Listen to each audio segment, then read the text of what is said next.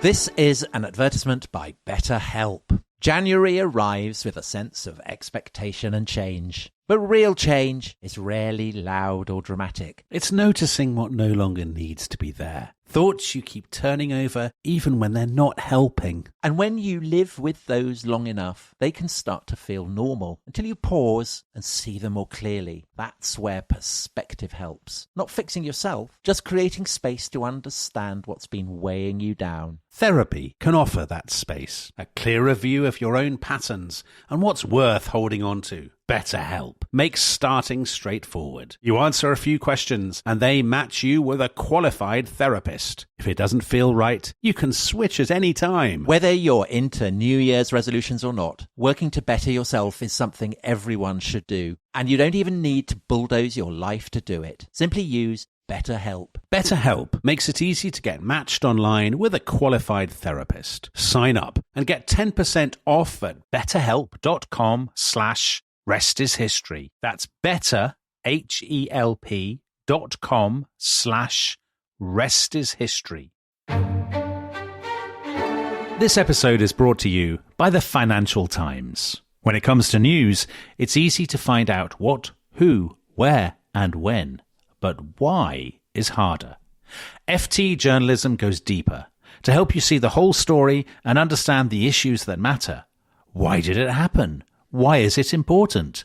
Why will it matter? Listeners to The Rest is History can save over 40% on an annual digital subscription to the Financial Times by visiting ft.com/history.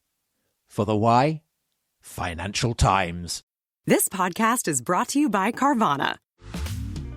Car shopping shouldn't feel like preparing for a marathon of paperwork. That's why Carvana makes buying and financing your car easy. From start to finish, search thousands of vehicles with great prices. All online, all on your time. And when you're ready, your new car shows up right at your door. It doesn't get better than that.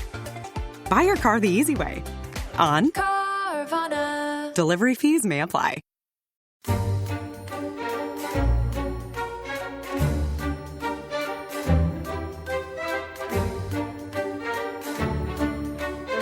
Without dirt, there could never have been cities or great kings. So claimed the people of Babylon, who knew full well that their civilization had been fashioned out of mud. Back in the beginning, when all the earth had been ocean, Lord Marduk, king of the gods, had built a raft of reeds, covered it with dust, mingled it with water to form a primordial slime, and out of this raised a home for himself, the Esagila, the first building in the world. And this could still be seen eons later, standing in the heart of Babylon. But it had needed no temple to make the Babylonians appreciate what could be done with earth and water. They knew it in their bones. "I will take blood," Marduk had announced in the earliest days of the world, "and I will sculpt flesh, and I will form the first man." So that was the former vampire novelist, Tom Holland. Dominic, in his book Persian Fire, talking about Babylon. Well, when I wrote that, I had no idea that Marduk had actually sounded like Winston Churchill. But that wasn't Churchill at all. That was like I will take mud. I will take blood. I will make humanity. That was the king of the gods. What are you talking about? So, Tom, you've wanted to do Babylon since we first talked about doing this podcast, haven't you? Yeah, I really have. To many people, I would say, speaking as a sort of modernist, Babylon is impossibly ancient, unknowable, exotic, confusing. But romantic, don't you think? Yeah, romantic, exactly. Well, romantic, but also it has this kind of sinister edge, doesn't it? Because the word Babylon, for centuries in Christianity and afterwards, took on this sort of meaning of corruption, I would say, and evil, didn't it? Yes, and it still obviously has that right into the present day with Rastafarianism. I mean, right. One of the reasons I wanted to do Babylon right from the beginning is that Babylon, in a sense, is the heir of the birth of civilization. So Babylonians saw themselves as the heirs of Uruk and Ur and these very, very early cities. Yeah. But I think if you're so the kind of child I was, obsessed by Greek history and by the Bible, Babylon featured in both. So I would have picture books about Greek history, and they'd be, you'd see portrayals of the Ishtar Gate and the ziggurats and all these kind of incredible monuments. And they would be done in a kind of heroic way. You'd be expected to kind of admire the dazzle and the splendor of it. Yeah. And then there'd be an illustrated Bible, and you'd have, the Judeans weeping by the rivers of Babylon. And there it would be sinister. And I think it's that mix of the glamorous and the sinister that right from my childhood has kind of haunted me. And so that's why, you read that very purple passage of prose. Yeah. I find it very difficult to even think about Babylon and not kind of lurch into a vague hint of purple. Right. So that's Tom. There's no need to. You sound like you're making excuses now. Which is no, I'm not. I'm not, because I think that sense is actually bred of the city itself, because the city had a kind of consciousness of itself as being the center of the world. Would approve of your prose, is what you're saying. I think they would. I think they would appreciate it, and I think they would absolutely. They'd probably be offended that it's taken us this long to do an episode on. So Babylon is impossibly old, and I think what we should do is, I think we both think, we will come back to the really early stuff in another episode. But let's concentrate now on the most famous period of Babylonian history, the most colourful, the most well chronicled, and that's the period from Nebuchadnezzar onwards. So Babylon at that point is about what, more than 1,000 years old? It's probably founded around 1900 BC. And the Esagila, which was mentioned in the magnificent opening that you read, magnificent. That seems to date back to about that time. So the roots, in that sense, the roots of Babylon are very venerable. But there's a complication, which is that Babylon, for a long period, has had this terrifying neighbor called Assyria. And if you imagine Mesopotamia as a kind of a bottle, Assyria is like the kind of angry hornet trapped inside the bottle. And at one point, an Assyrian king, Sennacherib, had actually flattened Babylon completely, presumably wiping out the Esagila as well. So the great city that you shut your eyes, you imagine the blue and gold bricks, the incredible monuments, all that kind of stuff. This has been rebuilt on the kind of models that pre-existed, but relatively speaking, Babylon in that sense is both a very ancient and quite a modern city. And as you say, the person who is responsible for this great process of construction is Nebuchadnezzar. And just for those people who don't know, so Babylon is in modern-day Iraq. It's south of Baghdad. It's on the banks of the Euphrates. So it's in this sort of cradle of civilization, Mesopotamia, between the two rivers. Yeah, so the other river being the Tigris, And it's got 1,000-year-old, more than 1,000, and they're very conscious of their own history, aren't they? Their own heritage and stuff. Yeah, well, they come to think of Babylon as being kind of the very earliest city. They see Babylon as a gift from the kind of the junior gods to the senior gods. I mean, actually, they also, confusingly at the same time, are aware that there are other cities that are actually much older than Babylon, and so they have this kind of dual sense of time. But basically, everyone in Mesopotamia by this point sees Babylon as the kind of the great fulcrum of the world. It's the center of the world. It's the center of time. It's the great home of culture. And that's as true for the Assyrians as it is for the Babylonians themselves. So that's the key to its status. They've been occupied lots of times and attacked lots of times by different rising and falling, the Hittites, the Kassites, all these kind of guys. Yeah, all these guys who keep invading. They steal the god Marduk, who we mentioned in the introduction. They take him off to their city, and then inevitably he always comes back at some stage. Yeah, and Babylon then rises again. That's basically the story of the last 1,400 years of Babylonian history, isn't it? So basically, the prehistory of Babylon prior to the reign of Nebuchadnezzar is a series of people with strange names turning up at Babylon, nicking the statue of Marduk, and the Babylonians then getting it back. All right, very good. So I think what we should do is we'll come back to that and do that in real detail in a future episode. But let's get back in with Nebuchadnezzar. So what century roughly are we in now, Tom? We are in the 6th century BC. 6th century. So we are roughly equivalent with what? With the first that we know of the ancient Greeks, I guess. So this is Athens and Sparta are starting to emerge as major powers in Greece. It's the early years of Rome. and of course, very importantly, there is, the Persians are kind of gearing up. They're still subordinate to the Medes at this point, but at this time, Babylon is greater, richer, presumably more sophisticated, more kind of politically important than any of these places.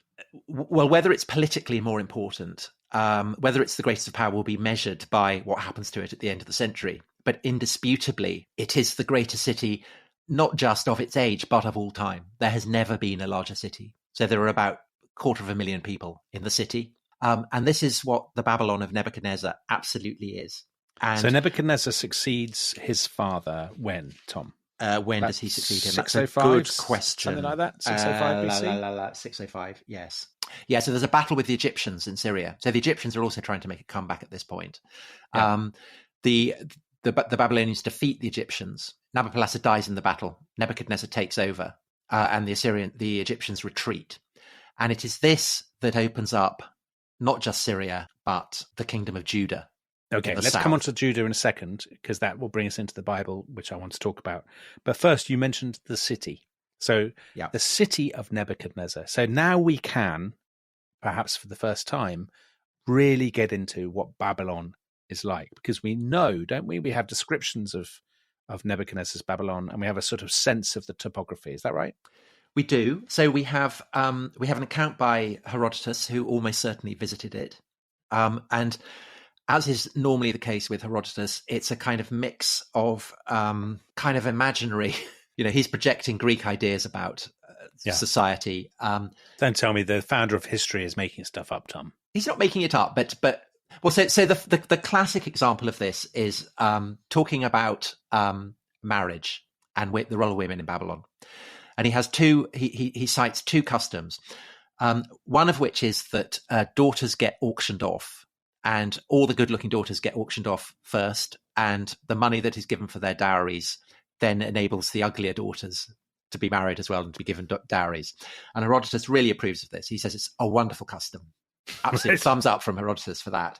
But then there is the custom that he describes as the most outrageous of the Babylonian customs. And this is that every woman in the city, he says, has to go to the temple and offer herself up for money, for sex, to anyone who wants her. And they have no choice in the matter.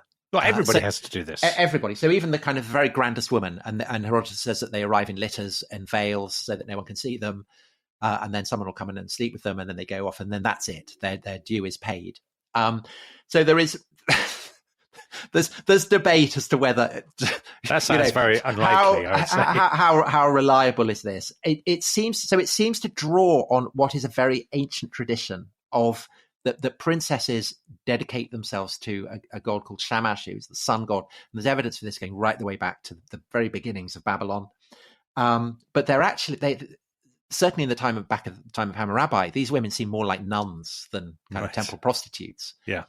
They basically seem to have lived under an obligation of celibacy.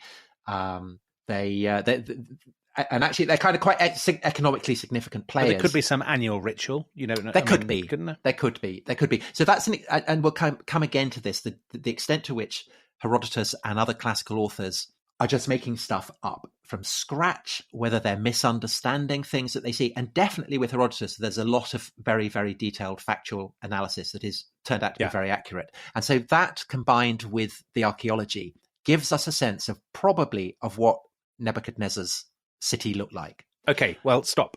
Let's imagine you're Herodotus or whoever. You're approaching Babylon for the first time. So you're approaching it across flat land. Alluvial lands. And the banks of the Euphrates. You see in the distance through the heat haze. The first thing you see, I imagine, is the enormous city walls. Yes. So the walls are wonders. So the seven wonders of the world. The seven is sacred to the Babylonians. So it's possible that this idea, which gets picked up by the Greeks and then recycled by classical writers, that this is originally a Mesopotamian idea.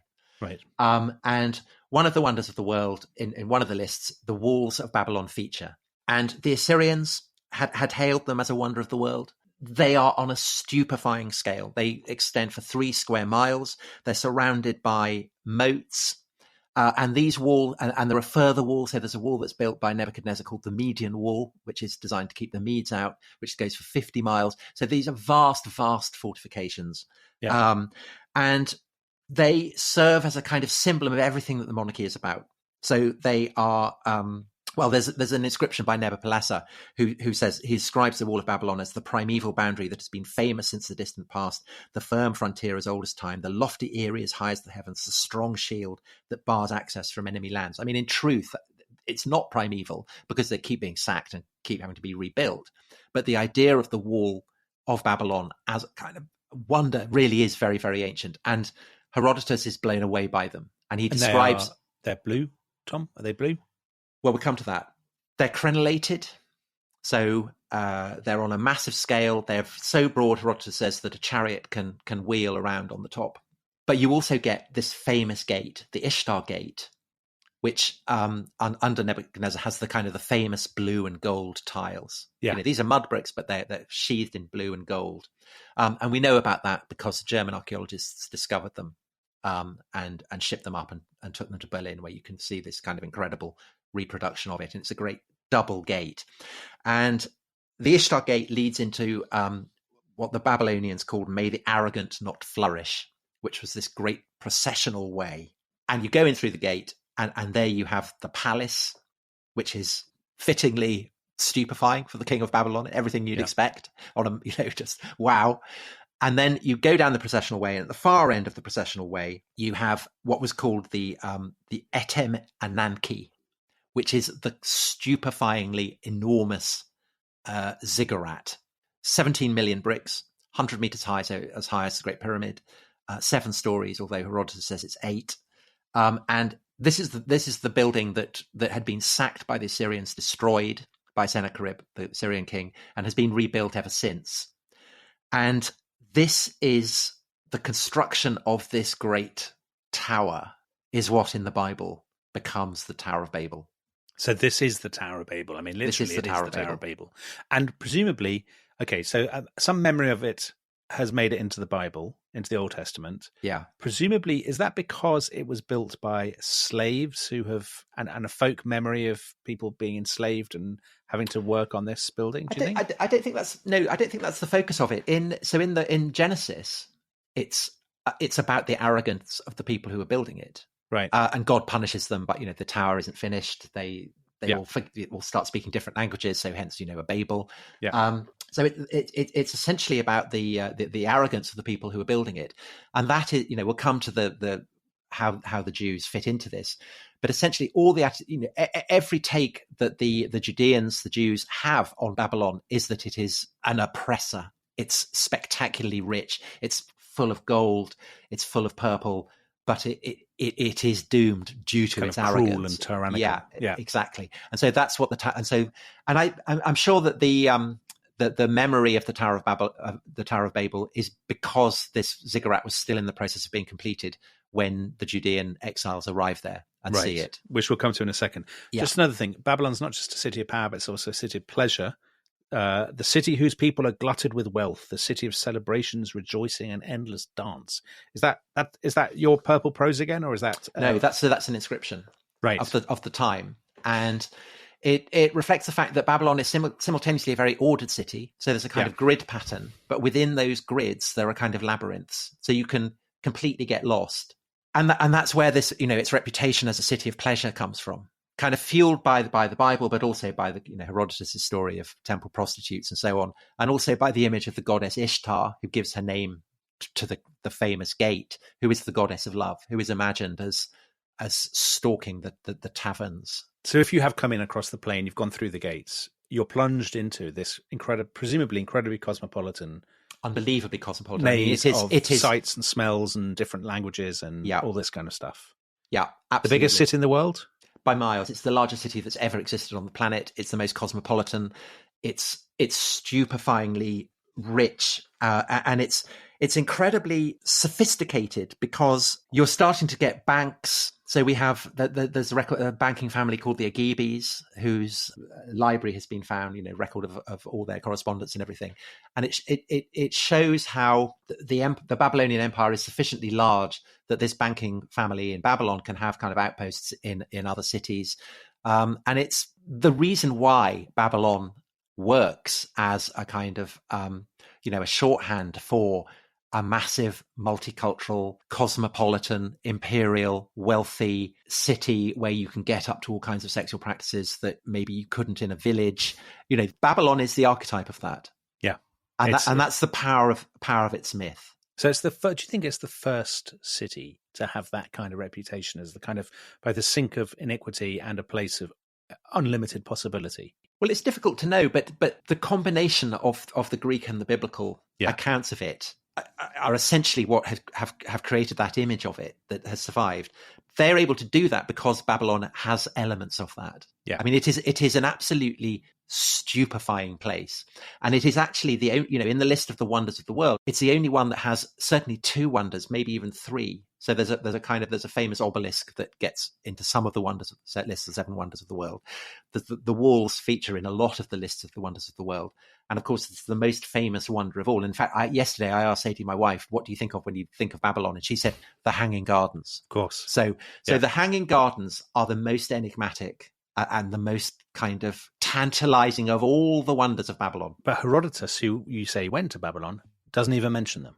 He doesn't mention them. So what's the thinking with the Hanging Gardens? Well, Herodotus doesn't mention them. If he visited Babylon, which I think he did, that would be about 100 years after it's fallen, its conquest by the Persians. Maybe he didn't see them because the gardens are in a kind of palace complex, so you don't get to see them.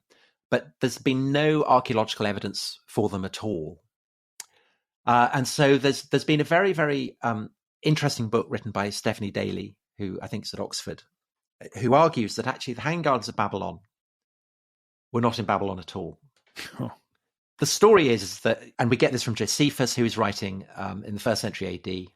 He says that it's Nebuchadnezzar who builds these gardens. And the story is that he has a Median wife and that she's homesick for the mountains of her homeland. And so Nebuchadnezzar builds this great kind of complex. And the thing about it is that it's done on kind of steps. So imagine a bit like a kind of Greek theatre or something like that, going up in stages. And that there are trees that are planted on the highest level of these tiers that are being fed by water. They must be fed by water because otherwise they can't reach into the soil. They're in kind of flower beds. And there's no evidence for this structure.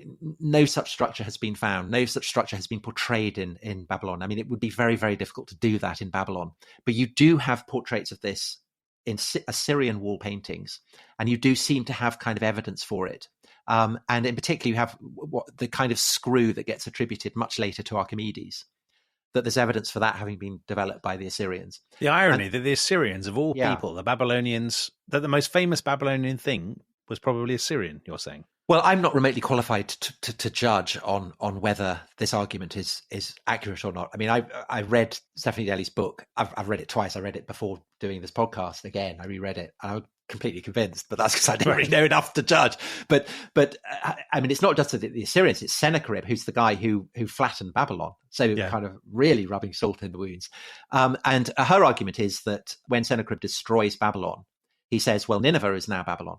Yes. So you could see how that would work. And there's a lot. So Herodotus is absolutely, he takes for granted that Babylon is a part of Assyria and that Assyrians and Babylonians are basically the same people. You have a historian called Diodorus who's writing, I think 2nd century, who says that the king who built the Hanging Gardens was Assyrian.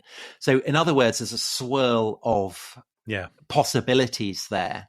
And it's also possible that Nineveh was, so the tradition is that Nineveh is wiped from the face of the earth. This doesn't seem to have happened.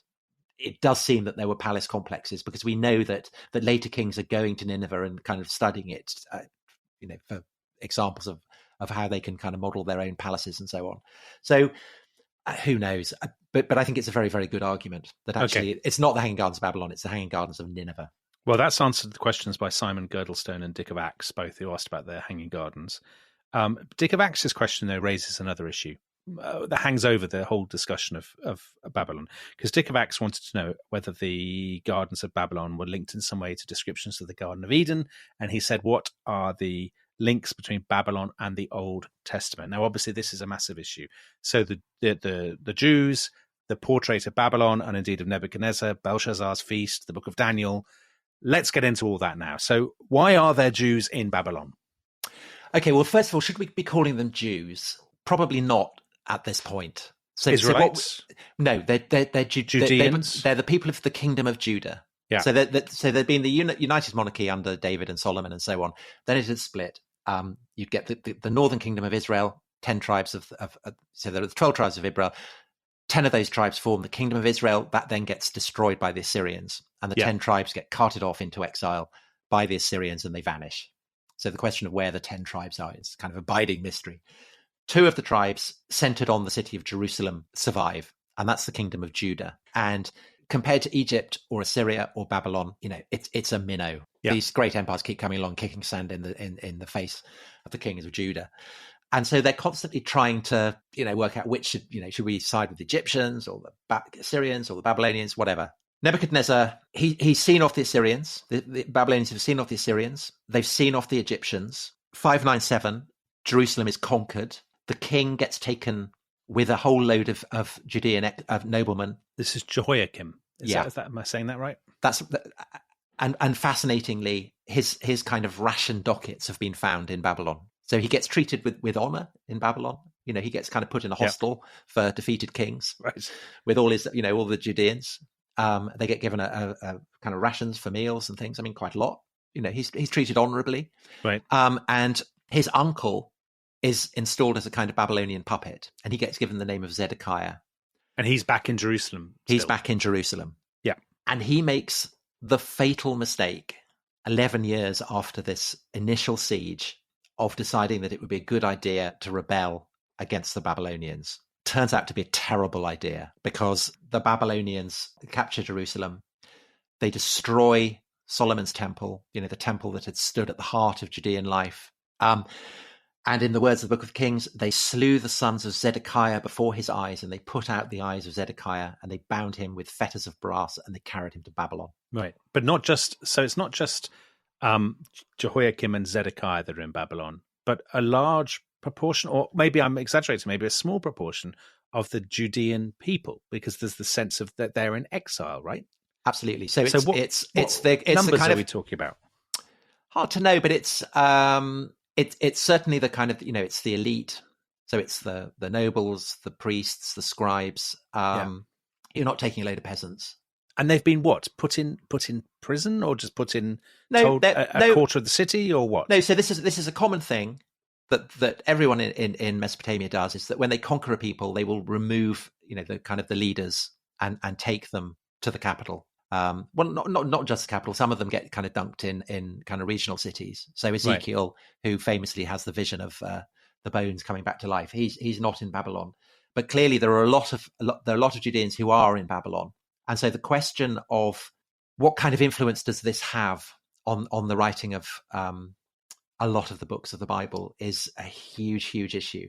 Because are some of those books of the Bible, we're talking about books of prophecy, aren't we? Like Isaiah, Jeremiah, and so on. Are they written in Babylon? Are they written after they've come back from Babylon? So Jeremiah is a prophet who has foretold the ruin of Jerusalem, and then he remains kind of, he doesn't get taken to Babylon. He just kind of hangs around going, everything's awful. Right. And having prophesied that Babylon will destroy Jerusalem, he then says, and this is the key thing, and this is why perhaps the Judeans start to become Jews. They, the temple has gone, but they don't give up their belief in their God. And indeed, their belief in their God seems to kind of sharpen and become more monotheistic as a result of the experience of being in Babylon. Right. Perhaps some scholars argue, because the Babylonians themselves are kind of moving towards a form of monotheism in which Marduk is enshrined as the one God. I think that's less likely than the fact that it's the spectacle of Babylonian temple worship and gods and idols that instills a kind of enhanced sense of hostility towards idol worship because it's associated with Babylon. Those are two totally different versions, Tom. So one is the Jews, what become the Jews are copying Marduk, and the other is they are so revulsed by Babylonian religion they're doing something different. Yeah, I think that the latter is much likelier, Okay. because the hostility towards Babylon is absolutely palpable, and it's Jeremiah who enshrines it most powerfully. So you quoted from the book of Revelation. The book of Revelation is drawing on Jeremiah's vision of the destruction of Babylon that he hopes will come. So Babylon hath been a golden cup in the Lord's hand that made all the earth drunken. The nations have drunken of her wine, therefore the nations are mad. That's exactly the kind of idea that you get with the whore of Babylon. And then one of my favorite verses in the whole of Bible, Babylon shall become heaps, a dwelling place for dragons, an astonishment and an hissing without an inhabitant. And that is a prophecy that, again, hangs over Babylon, because actually the prophecies turn out to be accurate in the long run. Well, I mean, Babylon's been sacked so often in its history that, you could reasonably predict that it would probably be sacked again. But Tom, if I'm being very, very cynical, and apologies to any listeners who are displeased by this, but you could say that this is a bit like is this much more than how shall I put it, the internet ramblings of somebody who's really embittered about some geopolitical development, and they're saying, we will get our revenge, the equivalent of a kind of Russian troll saying the West will pay for this or that or whatever. I mean, because Jeremiah is basically wanting to see visited on Babylon the same thing that has been visited on the kingdom of Judah, right? Absolutely. And the Judeans are simply not, it's not like the Greeks, who in the long run will be able to, Alexander will be able to cast his invasion of Persia as revenge for the Persians having burned the Acropolis in Athens. The Judeans they're too small to have any prospect of that. And most people who get, well, like the 10 tribes of Israel, they just vanish and disappear. They get absorbed into the population of the city that they've been transported to. What's really distinctive about the Judeans is that doesn't happen. And that the Judeans, although they seem to have been utterly humiliated, the temple of their God has been wiped out. It seems that their God has been, caught wanting.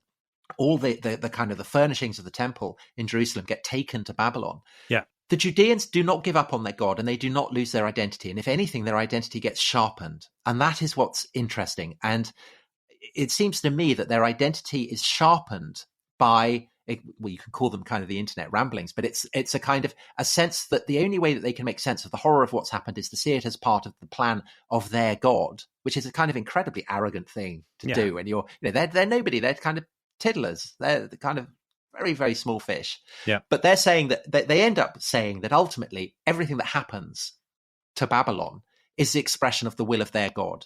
And so the stories that you get, particularly in the book of Daniel, are a kind of fascinating, distorted mirror held up to that. Well, this is what I wanted to ask about, because they have this really fascinating treatment of people like Nebuchadnezzar in the Bible, don't they? Because on the one hand, they see him as a symbol of cruelty and oppression, of tyranny, and of kind of power, of all that is evil about power. But at the same time, it's very clear that the Nebuchadnezzar is the instrument of God's will, that he has been picked by God to punish the people of Judah for their sins, isn't he? So they're sort of saying, you may be very evil, but at the same time, you're actually an instrument of our God's plan. So you're just a tool. And also that because of what Nebuchadnezzar's done, therefore he will be punished, and Babylon will be punished. And they're able to say that because they know what happens, which is basically Nebuchadnezzar dies. You get this guy called Nabonidus, who is not of the royal family, but seems to have been a very distinguished general. He's quite elderly when he becomes king. He's actually the son of a priestess in the Assyrian city of Haran, where they worship Sin, who is a moon god.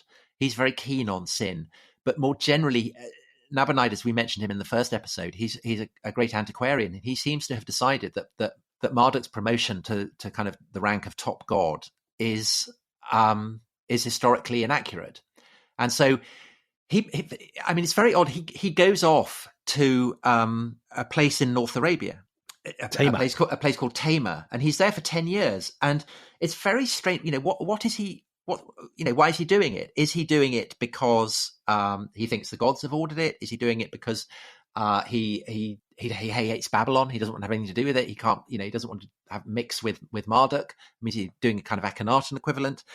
Is he going there because Tamar is a strategic center from which he can build a great trading empire in Arabia, or is he mad? And we don't really know. But what we do know is that this makes him very, very unpopular in Babylon, where he has left his son Belshazzar as regent. and that this is foolish because the Babylonians see the king's obedience to Marduk as being the key to the functioning of the city, and they have this ritual every spring, the Babylonian New Year, when the barley is planted, where the king has to go to the temple of Marduk and he has his ears pulled and he's slapped. I can see why you'd want to avoid that. Yeah, well, yeah, nobody would want that. And then you go in again, and if you cry, then that's a great sign because tears show that Marduk is pleased. So you're really getting slapped around. Nabonidus doesn't do this for 10 years. And so therefore, what's been going on while he's been off in Arabia is that the Persians under Cyrus the Great have defeated the Medes. They've defeated the Lydians who rule basically what's now Turkey. Yeah.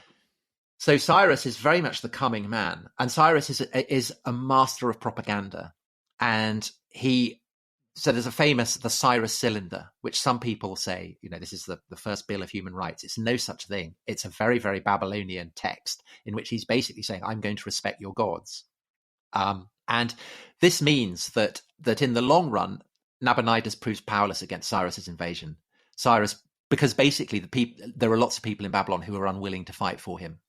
Yeah. And the story goes, it's in Herodotus, wonderful story, sense of how vast Babylon is, that the Persians break in, and Babylon is so huge that people in the city who are celebrating a party, as Babylonians do, don't even realize that they've been conquered. The city is so enormous. Right. So that's the Herodotean take. But of course, there's the famous biblical take on this story. Tom, let's take a break. Yes, let's do that. So, sorry, I'm talking too much. No. It's absolutely fascinating stuff. Take a break and we'll come back and we will do the Book of Daniel and the extraordinary story of Belshazzar's feast. And then we will be talking about Babylon and its fall and its afterlife. See you in a minute. This episode is brought to you by Rocket Money. Tom, we often talk about how to organise our finances. I'm very conscious that I'm paying for a lot of mad subscriptions. And there's one thing that we've talked about often on this show. It's the thing that we probably hate more than any other, and it's a hidden fee. I would love to get my finances under control. There are all these things piling up on our bank statements, and I think I need to fix this problem. I need to sort this out and to stop this. I mean, my finances are so chaotic that I need this app. So I'll tell you what it is. It's called Rocket Money. It's a personal finance app that helps find and cancel your unwanted subscriptions. It monitors your spending and it helps to lower your bills so that you can grow your savings. With Rocket Money, you can track all of your subscriptions and you can easily cancel within the app with just a few taps, saving you time, avoiding charges. And you can also set budgets and goals and get personalized insights and regular reports to track how you're doing. They will even send you real-time alerts for large transactions, upcoming bills, refunds, and even low balances. So let Rocket Money help you reach your financial goals faster. Join at rocketmoney.com/ishistory. That's rocketmoney.com/ishistory. rocketmoney.com/ishistory. This episode is brought to you by the Financial Times. I think we both agree, Dominic, that in the clamour of countless voices competing to break the news and telling you the what, the who, and the where on these stories, there's often something missing, isn't there? There is, Tom, because I think to get a true understanding of any story, you really need to know why. Take FT journalism. It goes deeper, providing the insight, analysis, and perspective to help you see the whole story and truly understand the issues that matter. Why did it happen? Why is it important? And why will it matter? I've got a brilliant example. So they had an article recently, a fascinating article about why populism became popular. And this Financial Times article absolutely delved into that. It was so interesting. And does it nail it? Yeah, it nailed it. Absolutely nailed it. And it really made me look at populism in a new light. Well, if you're interested in the why, we have good news. Yes, listeners to The Rest is History can save more than 40% on an annual digital subscription to the Financial Times by visiting ft.com/history. For the why, Financial Times.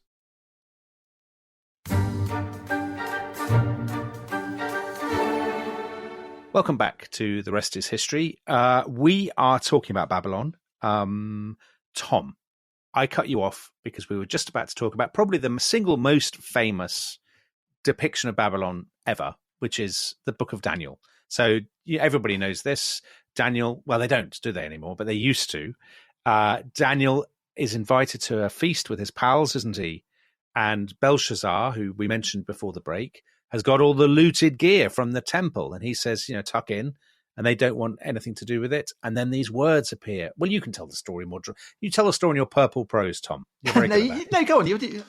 So am I right in thinking that these, this, I don't know, there's all thunder and lightning or whatever it is. And the words that appear on the wall, these sort of only... It's phantom hand. Yeah, phantom hand, exactly. And is it takes only Daniel can read them? Only Daniel can translate them? Is that right? Yeah, so this phantom hand appears and writes on the wall. This is the writing on the wall. Mene, tekel, upashin. Yes. Is that right? That's right. Yes. And nobody can understand it. So Daniel translates that Mene, God hath numbered thy kingdom and finished it. Tekel, thou art weighed in the balances and art found wanting. Perez, thy kingdom is divided and given to the Medes and the Persians. And so that's the famous scene of the fall of Babylon. Which has been, so there's a famous painting by Rembrandt of Belshazzar looking like a 1980s cricketer, gazing in horror at this mysterious hand.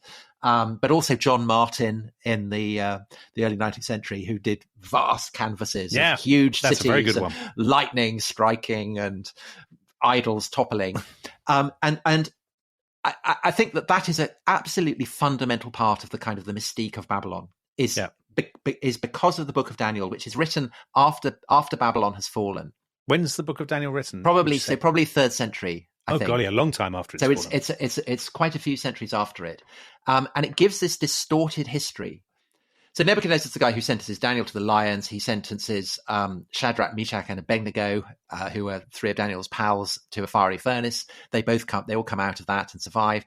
Daniel gets enshrined as an advisor, a kind of dream reader to Nebuchadnezzar. So he's kind of like the equivalent of Joseph in his Technicolor dream coat, what he is to Pharaoh.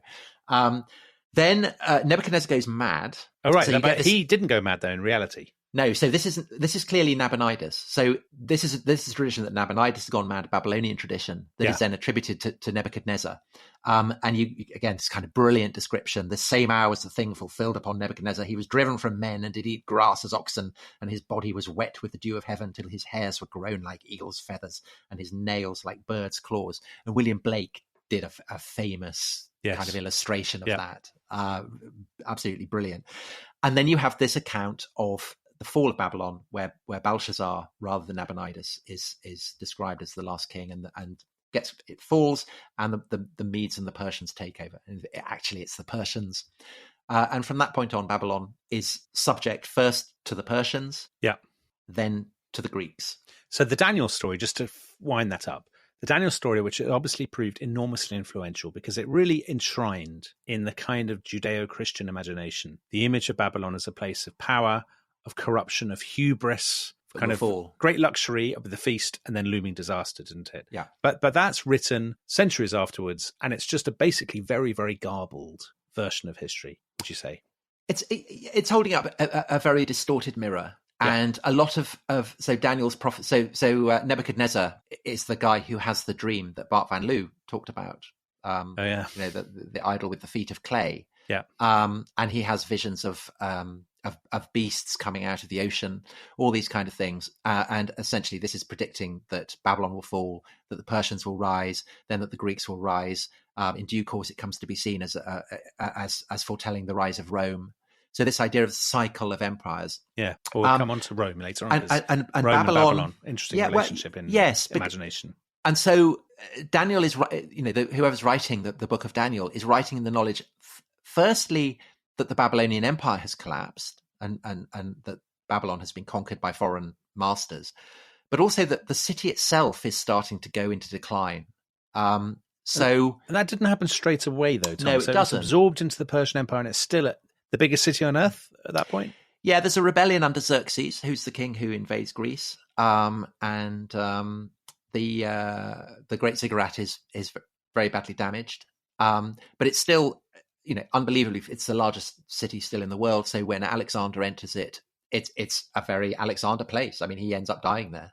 Well, I was about to say, when he arrives, he's greeted by the townsfolk because they see him as some of them at least seem to have seen him or pretended to see him as a liberator from Persian rule. Am I right? A bit like in Egypt. Yeah, I mean, of course. They're saying that, obviously, because he's standing there with his sword. With his and his phalanx. I mean, yeah. Of course. I mean, they're used to that. It's telling that that's the place that he spends a lot of time at the end of his reign. That's the place that he dies. Yeah. Because it's not, I suppose it makes but also, sense because it's not Persian, not quite Persian, but a bit Persian. Well, you think, I mean, a lot of these cities that he's conquered, they get renamed.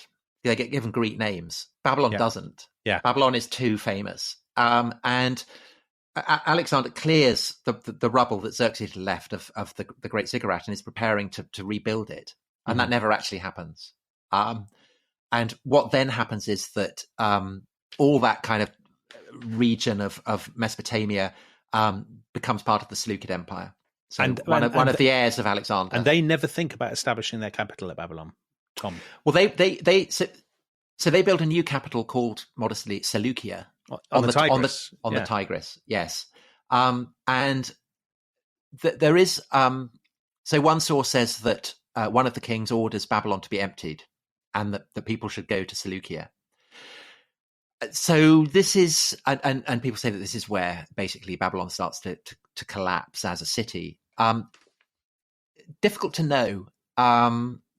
There are counter traditions. So one of the kings, Antiochus III, he actually puts on the robe of Nebuchadnezzar when he's performing the rituals that are required at the Esagila. So the Esagila certainly seems to be functioning right the way up into the Roman period.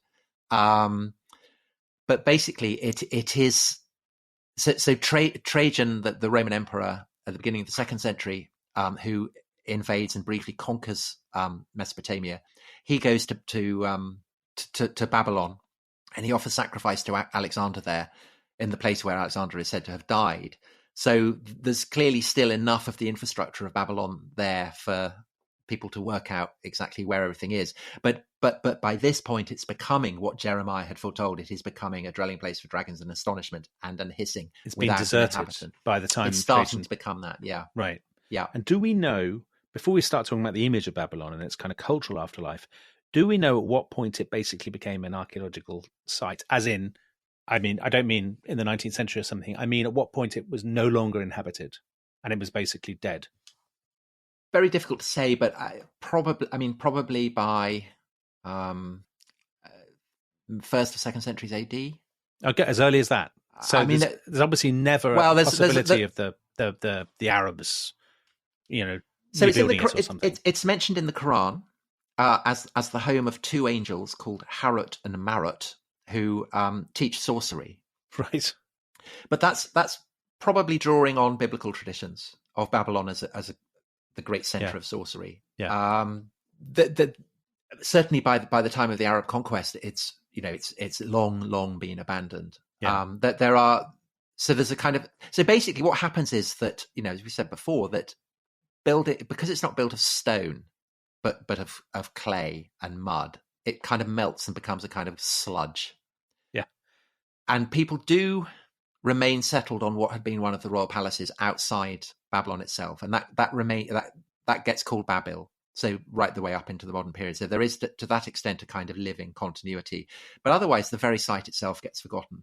And by the time that European archaeologists are turning. So actually in the Middle Ages, there are Jews who come because they want to see the site. And they want to see the site not so much because of Nebuchadnezzar, but because lots of Jews have stayed in Babylonia. Yeah. So even though Cyrus allows them to go back and rebuild the temple and live in Jerusalem and everything, lots of them do stay in Babylonia. And it becomes the great center of Jewish scholarship. So this is where the Talmud comes to be written. And it's known as the Babylonian Talmud, the Talmud that is written in Babylonia. So it's a place that visiting rabbis are very interested in. And so we have records of them coming in the Middle Ages and kind of rootling around and trying to work out where places have been. But it's not until the 19th century and European archaeologists that they're really able to start kind of pinning down exactly where the site was. But Babylon, I mean, it lives on, obviously, very vividly in the Western imagination, in the imagination of Christendom. Once you start digging into the horror of Babylon, there's immense fun to be had there. Because, of course, yeah, from Luther onwards, the whore of Babylon was equated with the Catholic Church. And there's lots of Protestant propaganda showing the whore of Babylon with the kind of papal tiara. I think people like the Mormons, the Seventh-day Adventists picked up on this later on.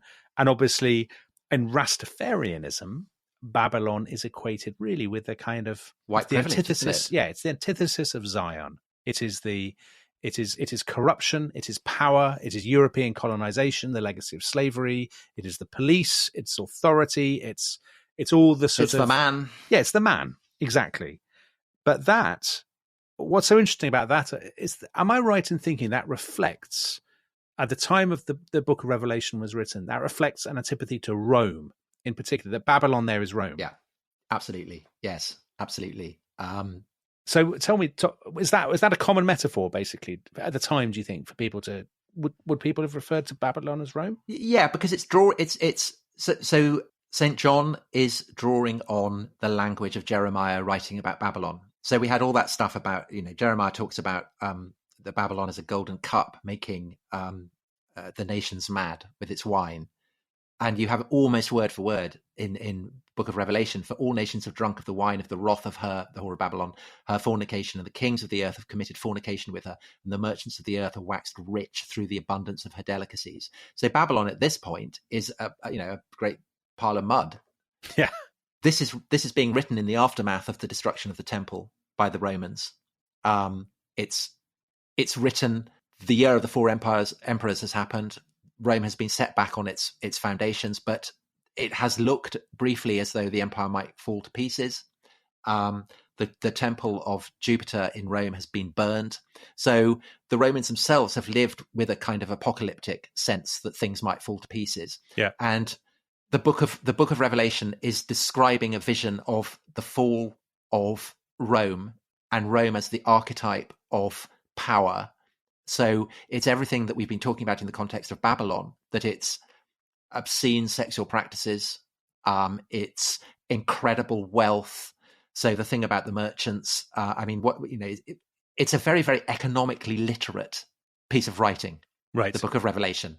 It absolutely understands that it's trade routes and tribute that feeds Rome, that feeds Babylon, that without these, Babylon will be nothing, that it's not self-sustaining.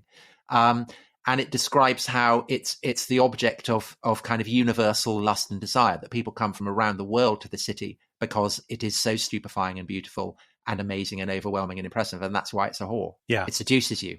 And that's why the chain of connection is Babylon, the Babylon written about by Jeremiah and Daniel. Yeah, then becomes the Babylon that is Rome in the book of Revelation.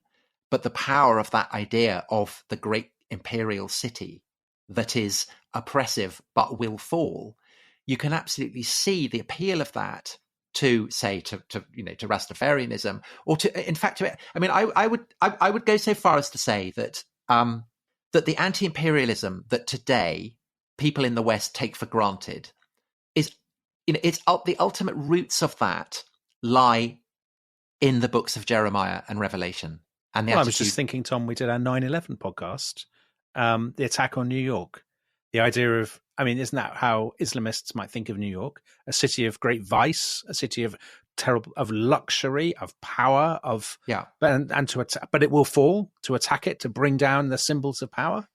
Yeah, so in the Quran, there's lots of descriptions of great cities. The Quran does not go in for the kind of the naming of geographical places that the Bible does. But it's evident that a lot of these kind of images of cities, it says, that get destroyed by God and fall, is drawing on that kind of biblical imagery. And as I said, Babylon itself gets named in the Quran. But I think in the West specifically, the idea of the anti-imperial, the idea that imperial capitals must fall and this is good, it's inconceivable without that biblical inheritance. But also, Rastafarianism is consciously rooted in it. But also, Tom, that image that you so often see, you see it in blockbuster films, you see it in all kinds of sort of cultural products, that seems to me drawn directly from Belshazzar's feast. You've seen it 1,000 times in films without thinking about it, of the cutting between the film, the footage of the rich and famous at some party enjoying, and Nemesis Yeah. You know, being upon them as sort of the fall of Gotham City kind of thing. Well, I mean, that's very Book of Daniel, isn't it? Well, so it's Griffiths, isn't it? I mean, Intolerance that we talked about in the 1922 episode. That, I mean, he literally rebuilds Babylon. Yes. I mean, he goes out into the desert and rebuilds it. Yeah.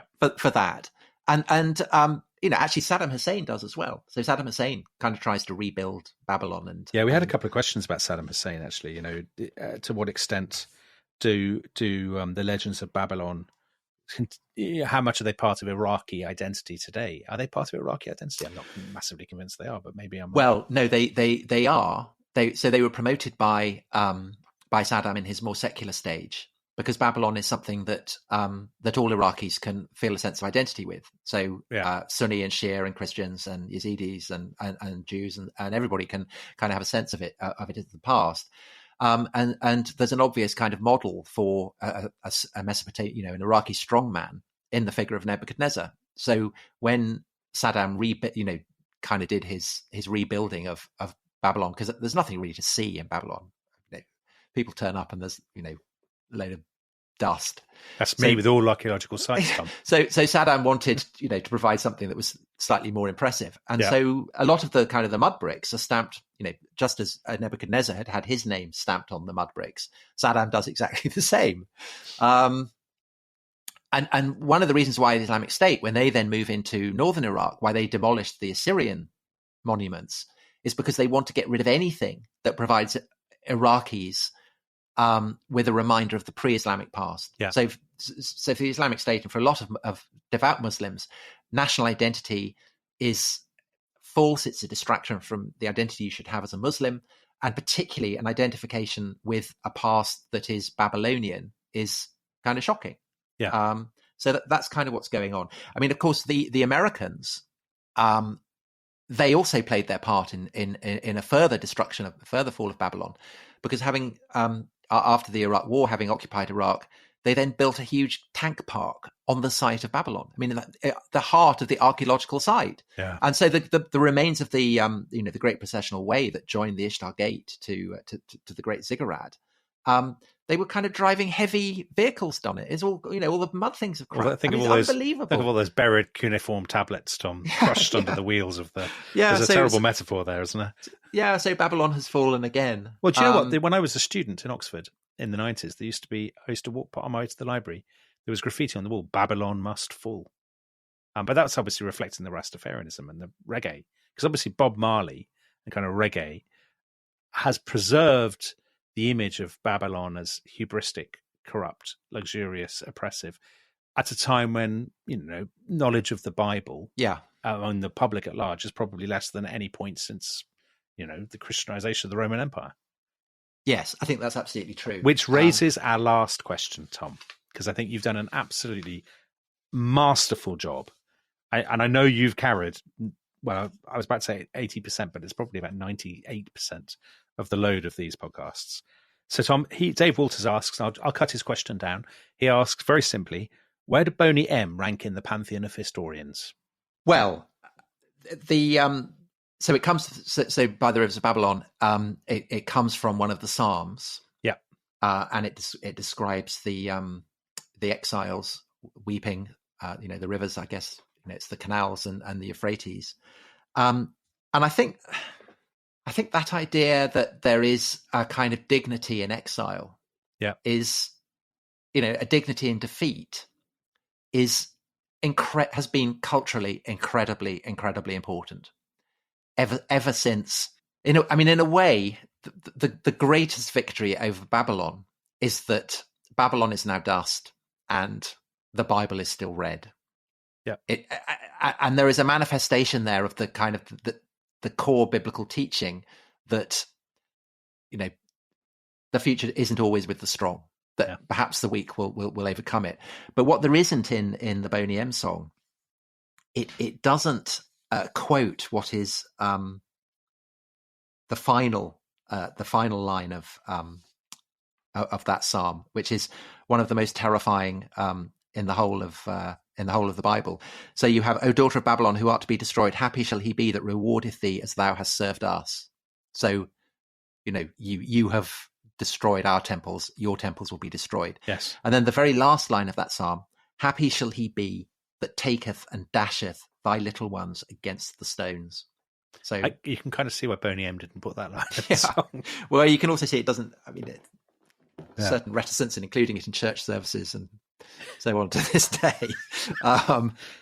But I mean, but I think that, that verse, perhaps more than any other, really takes you back to just what was at stake. I mean, just the terrifying quality of the world that 6th century Babylon was ruling. Yeah. It was one that was so frightening, and it's glamorous and it's beautiful and it's stunning, and the fantasy of it haunts the imaginings to this day. But that predatory quality is also so frightening. Well, okay, that's a perfect note on which to end. Tom, we've got some great predatory quality coming up next week, because next week we will be talking about the Vikings in the East, of course, the foundation of the states of Russia and Ukraine. So a very topical subject. And we'll also be talking about smuggling. And Tom will be doing some excellent smuggling voices. So no pressure, Tom. We will see you all next week. From both of us, goodbye. Goodbye.